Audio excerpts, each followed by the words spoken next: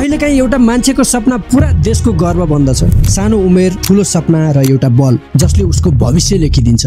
सानो गाउँबाट सुरु भएको एउटा सपना आज संसारभर गुन्जिन्छ। गरिबी, सङ्घर्ष र असम्भव भनिएका बाधाहरू पार गर्दै उनी नेपालको पहिलो सुपरस्टार बन्दछ। 17 वर्षकै उमेरमा क्रिकेटको सबैभन्दा ठुलो मानिने आइपिएल खेल खेल्ने, विश्वको दिग्गज ब्याट्सम्यानहरूलाई हराउने र करोडौँ युवाहरूलाई सपना देख्न सिकाउने त्यो व्यक्ति। तर हरेक उचाइसँगै आयो एउटा कालो छाया, सफलतासँगै आयो विवाद, आरोप र एउटा यस्तो कहाली लाग्दो क्षण जसले उसको जीवन नै बदलिदियो। कहिले क्यानसँगको विवाद त कहिले सोसल मिडियाको आलोचना। विवाद आयो, आलोचना भयो, तर उसको आत्मविश्वास ढलेन। जब देशभित्रैबाट उनलाई नै सिद्धाउने खेल खेलियो, तर उनले भने बदलामा विश्वभरि आफ्नो देशको शिर ठाडो पारिदिए।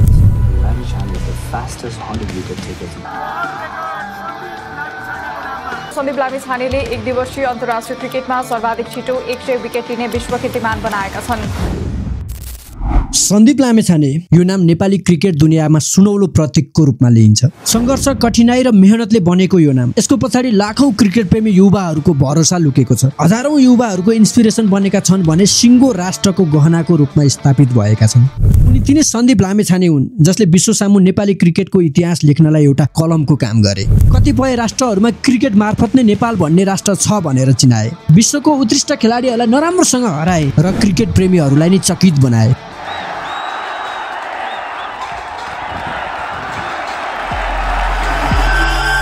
तर समय कसैको बसमा हुँदैन रहेछ। तिनै सन्दीप लामिछाने कहिले सारा नेपालीको मनमा छाउन सफल भए भने कहिले जेलको कालो कोठरीमा बस्न बाध्य भए। कहिले चारैतिर उनको नामको गुणगान गाइन्थ्यो भने कहिले तिनै सन्दीप लामिछानेलाई बलात्कारीको बिल्ला भिराइयो।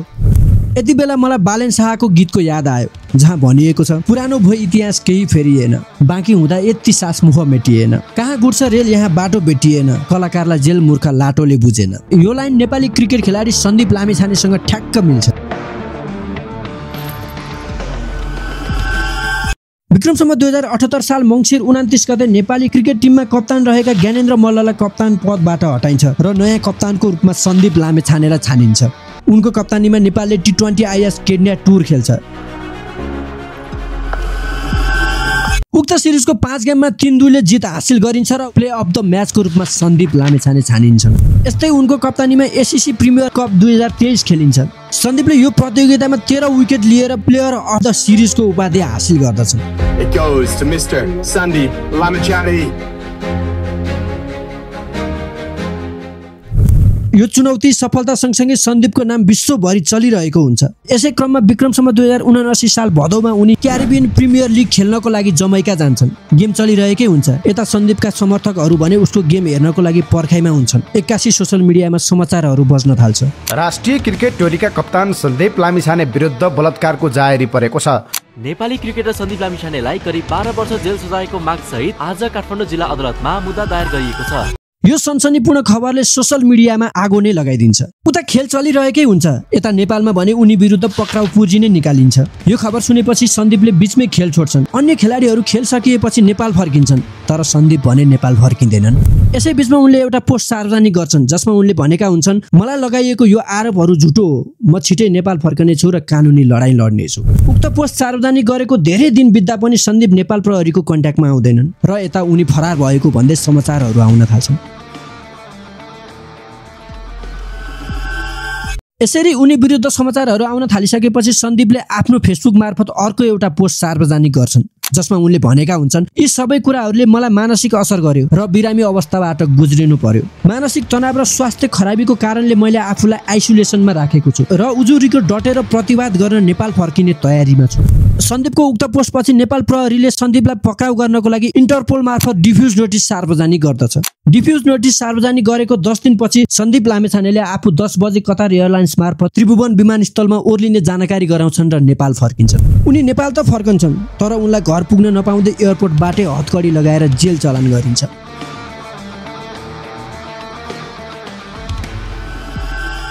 आखिर के थियो त सन्दीपलाई लगाएको मुद्दाको वास्तविकता? अब एकछिन उक्त मुद्दालाई पल्टाएर हेरौँ।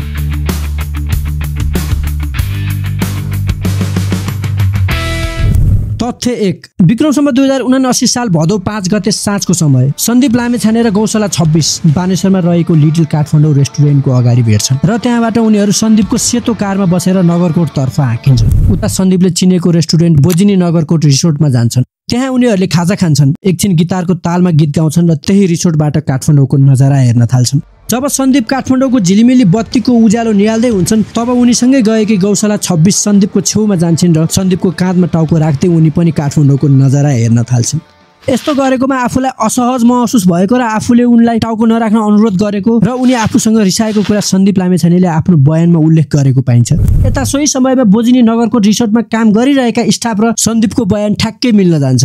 त्यसपछि उनीहरू त्यहाँबाट फर्किन्छन् र काठमाडौँतर्फ लाग्छन्। गौशाला 26ले आफ्नो साथीलाई टेक्स्ट गर्छिन्, म सेफ छु, आज आउँदिन, टेक केयर भनेर मेसेज गरेको कुरा सन्दीपले आफ्नो बयानमा बताएको पाइन्छ। गौशाला 26 को बयान अनुसार नगरकोटबाट काठमाडौँ फर्किँदै गर्दा सन्दीपले आफ्नो मोबाइल खोसेको र कसैसँग सम्पर्क गर्न नदिएको कुरा भनिएको पाइन्छ। उता त्यही साथी जसलाई गौशाला 26ले टेक्स्ट गरेको थिइन् उनको बयान अनुसार गौशाला 26ले आफू सेफ भएको र आज होस्टेल नआउने कुरा बताएको पाइन्छ र यहाँ पनि सन्दीपको बयान सत्य भएको साबित हुन्छ। तथ्य 2 सन्दीपको बयान अनुसार गौशाला 26लाई होस्टेल पुर्याउने क्रममा गौशाला 26 होस्टेल जान नमानेपछि गौशालामै रहेको होटेल काठमाडौँ इनमा राखिदिने निर्णय गरेर सन्दीप गौशाला 26लाई लिएर गौशालातर्फ लाग्छन्। होटेलमा गएपछि गौशाला 26 बेडमा सुतेको र आफू सोफामा बसेर केही कुराहरू गरेको कुरा उनी बताउँछन्। अब उनीहरू दुईजना बीच के कुरा गरे भन्ने कुरा चाहिँ मैले तल लिङ्क राखिदिएको छु, सम्पूर्ण बयानहरू त्यही लिङ्कमा छन्, गएर हेरिदिनु होला। त्यसपछि उनीहरू कुरा गर्दै गौशाला 26 बेडमा र आफू सोफामा सुतेको कुरा सन्दीपको बयानमा प्रष्ट देख्न सकिन्छ। यता गौशाला 26 को बयान अनुसार सन्दीपले जबरजस्ती होटेलमा लगेको र आफूलाई 2 पटकसम्म जबरजस्ती करणी गरेको बताउँछिन्। सन्दीपले दोस्रो पटक करणी गर्न खोज्दाखेरि आफू कराउँदै चिच्चाएको र आफूलाई जबरजस्ती नगर्न भनेको कुरा उनको बयानमा देखिन्छ। तर सोही समयमा होटेल काठमाडौँ इनमा काम गर्ने स्टाफका अनुसार त्यस समय अवधिमा होटेलको कुनै पनि रुमबाट कराएको चिच्चाएको आवाज नसुनिएको र होटेलमा त्यस्तो असहज वातावरण नभएको बताउँछन्। यहाँ पनि बयान कम्पेयर गरेर हेर्दा गौशाला 26 को बयान झुट भएको प्रष्ट देखिन्छ। यस सँगसँगै गौशाला 26 को साथीको बयान अनुसार अब यति गरिसकेपछि 10-15 लाख त आइहाल्छ नि भनेर भनेको कुरा पनि उनको बयानमा प्रष्टसँग देखाइएको छ। उक्त केसमा सन्दीप लामेछानेलाई फसाउनको लागि गौशाला 26 नाबालिका रहेको कुरालाई प्राथमिकता राखेर नाबालिग बलात्कारको मुद्दा लगाएको हुन्छ। अनुसन्धानको क्रममा उक्त गौशाला 26 नाबालिग नभएको र उनको नागरिकता पनि 2 पटक बनाएको देखिन्छ, जहाँ एउटा नागरिकतामा उनको उमेर 18 वर्ष भएको र अर्को नागरिकतामा 18 वर्ष पार गरिसकेको कुरा देखिन्छ।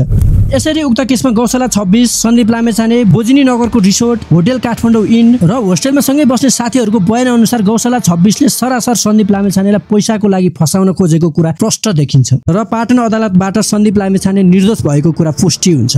जिल्ला अदालत काठमाडौँले गरेको फैसला उल्टाउँदै क्रिकेटर सन्दीप लामिछानेलाई उच्च अदालत पाटनले बलात्कार मुद्दामा निर्दोष ठहर गरेको छ।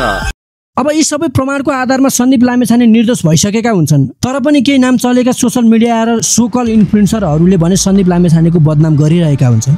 उहाँलाई त के गर्न नि मन छैन,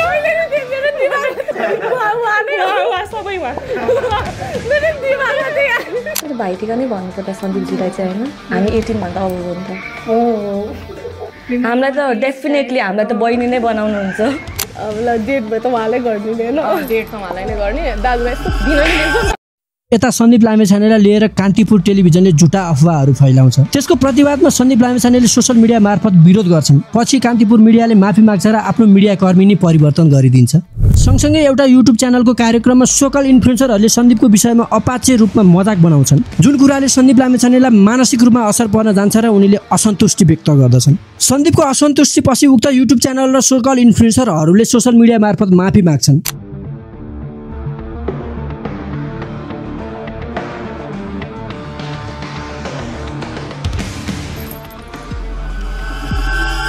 अझै पनि सन्दीपलाई दोषी देखिरहने ती सोशल इन्फ्लुएन्सरहरूले किन निर्मला पन्तको न्यायको लागि आवाज उठाउँदैनन्? किन ती सोकल इन्फ्लुएन्सरहरू वास्तविक पीडितको आवाज बनेर अगाडि उभिँदैनन्? साँच्चै भन्ने हो भने उनीहरूलाई वास्तविक बलात्कार र वास्तविक बलात्कारीको बारेमा बोल्नु नै छैन। उनीहरूलाई सोकल इन्फ्लुएन्सर बन्नु छ र वाहियात हरकत गरेर सोशल मिडियामा फलोवर्स बढाउनु छ। समाजका इन्फ्लुएन्सरहरूले यस्तो हरकत गरिरहँदा बलात्कार जस्तो जघन्य अपराधलाई पनि आज मजाकको रूपमा उडाइएको छ। यता जब देशले विश्वकप खेल्ने तयारी गरिरहेको हुन्छ त्यही बेला देशको एक महत्त्वपूर्ण खेलाडीको बारेमा यस्तो प्रतिक्रिया गर्दाखेरि घाटा कसलाई? भोलि मानसिक तनावले गर्दा सन्दीपले राम्रो खेल प्रदर्शन गर्न नसक्नु र देशले हार बिहोर्नु परेमा त्यसको जिम्मेवारी को हुनेछ? कान्तिपुर मिडिया, सोकल इन्फ्लुएन्सर या उक्त पोडकास्ट गर्ने युट्युब च्यानल? अन्तमा गएर घाटा हुने भनेको सिङ्गो देशलाई नै हो, बदनाम हुने भनेको राष्ट्रकै हो। त्यसैले अदालतले निर्दोष प्रमाणित गरिसकेको उक्त व्यक्तिको बारेमा फेरि पनि बदनाम गरिराख्नु उचित होइन। सबैलाई एक सक्षम नागरिकको हिसाबले सोचिदिनको लागि अनुरोध गर्दछु। आजलाई यति नै। हस्त, धन्यवाद।